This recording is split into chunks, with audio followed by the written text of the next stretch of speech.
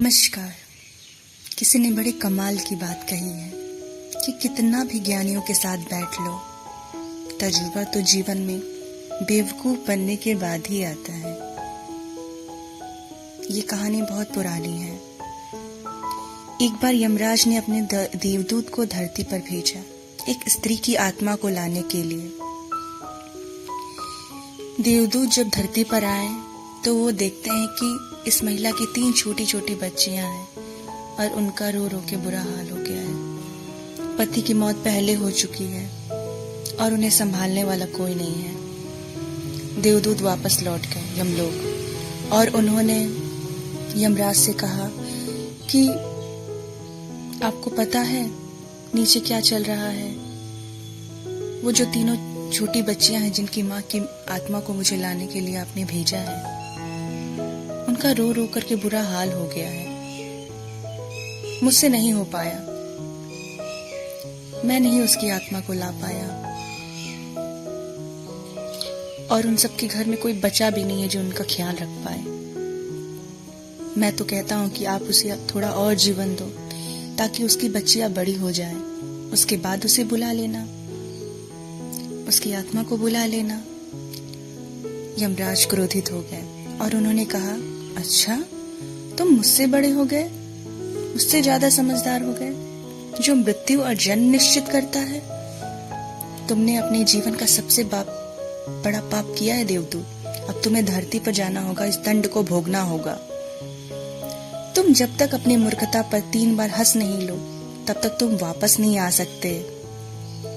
लेकिन देवदूत, उसको तो लग रहा था कि मैं सही हूं, लेकिन अब उसे अपने दंड को तो भोगना था। वो उसी देश और उसी धरती पर आ गिरा।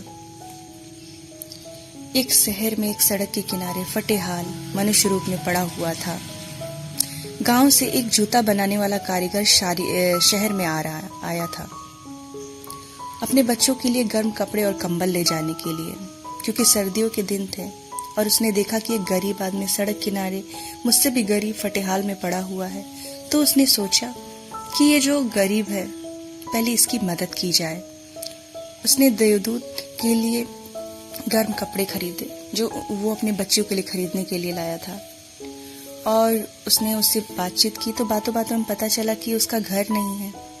तो उसने कहा कि चलो तुम मेरे साथ ही रह लो और मेरे साथ ही जब तक तुम्हारा अपना घर नहीं हो जाता तुम मेरे साथ रह लेना। तो रास्ते में जाते हुए उसने समझाया कि देखो मेरी पत्नी गुस्सा करेगी, क्योंकि जो पैसे मैंने अपने बच्चों के कपड़े खरीदने के लिए लाए थे वो तो मैंने तुम्हें खरीद दिए, तो तुम शांत रहना,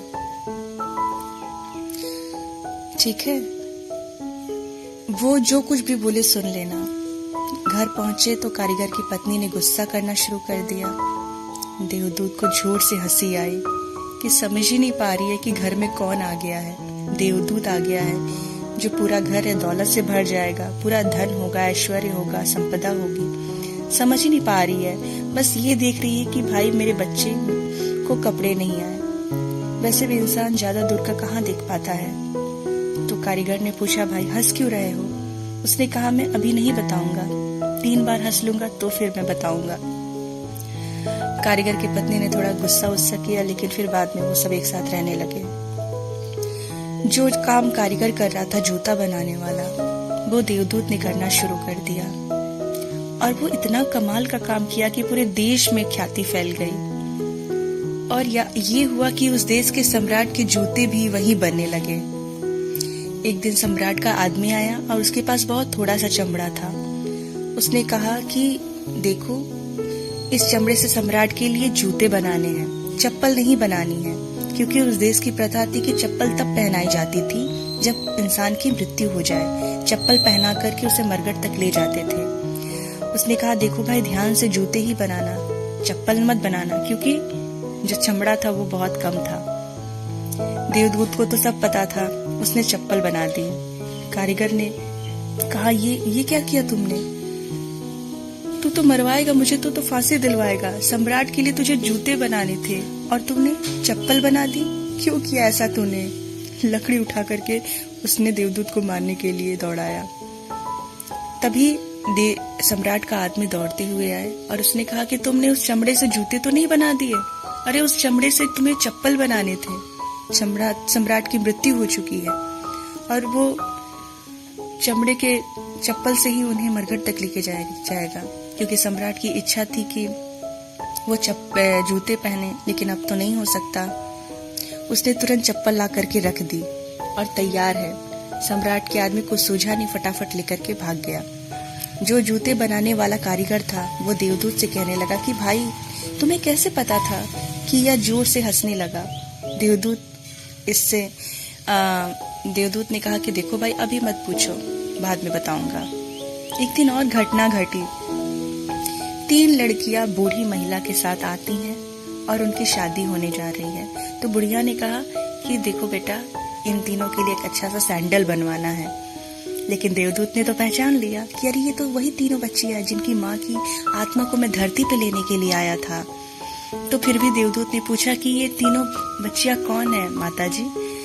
तो उन्होंने कहा कि मेरे पड़ोस में ये एक गरीब औरत रहती थी, उसकी ही तीनों बच्चियां थी। बचपन में इनकी माँ की मृत्यु हो जाने की वजह से मैंने इन्हें पाला और आज इनकी शादी होने जा रही है।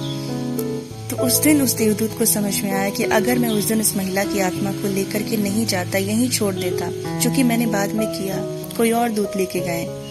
लेकिन अगर वैसा होता कि वो महिला और जीती, तो ये तीनों का जीवन गरीबी में पलता। इन तीनों बच्चियों का जो भाग्य था पहले ही लिख दिया गया था। किसी अमीर घर में पलना था, धन ऐश्वर्य संपदा से साथ पलना था। अमीर घर में इनकी शादी होने जा रही है। इनका जीवन अब ऐश्वर्य से संपन्न हो गया। इन्हें एक माँ का प्यार भी मिला, एक ऐसी महिला का जो बहुत करुणावान है। उस दिन देवदूत तीसरी बार हंसे और जूते बनाने कारीगर ने पूछा कि भाई अब तो बता दे।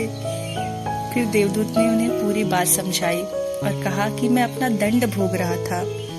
मुझे आज समझ में आ गया कि जो ऊपर वाले का खेल है उससे कोई बेहतर जानता नहीं है। इसलिए क्या होगा, कैसे होगा, अच्छा होगा, बुरा होगा, सौभाग्य होगा, दुर्भाग्य होगा, ये सब सोचना बंद कर दीजिए और अपने जीवन को जीना शुरू कीजिए। अगर आपको ये कहानी अच्छी लगी तो हमें लाइक करना ना भूलें और कमेंट तो अवश्य कीजिएगा। आपका बहुत बहुत धन्यवाद।